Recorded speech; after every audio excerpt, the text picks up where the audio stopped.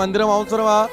వర్షం తగ్గగానే వెళ్ళొచ్చు కదా. ఇంత మందిరంలో మీకు మందిరానికి వెళ్ళడం అంత అవసరమా? ఏముంది మందిరంలో? ఎందుకు మందిరంలోకి వెళ్తే ఏమొస్తుందని చెప్పి ఈ పాల్ ఆ మాస్టర్ని అడుగుతున్న సమయంలో ఆ మాస్టర్ నవ్వుతూ అంటున్నాడు, పాల్, గడిచిన 52 సంవత్సరాల నుంచి నేను మందిరానికి వెళ్తున్నాను.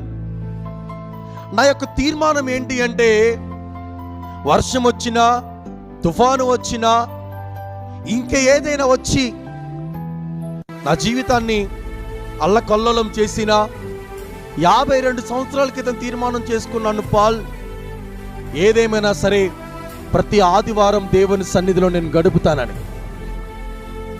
ఆ మాట ఎప్పుడైతే ఆ యొక్క మాస్టారు పాల్తో చెప్తున్నాడో, ఆ పాల్ అంటున్నాడు మాస్టర్తో, అయ్యా, గడిచిన వారం నేను రోడ్డు మీద వెళ్తా ఉంటే ఒక సావుకుడు సువార్త చెప్తే విన్నాను, కానీ ఈరోజు డైరెక్ట్గా మీ ద్వారా సువార్తనే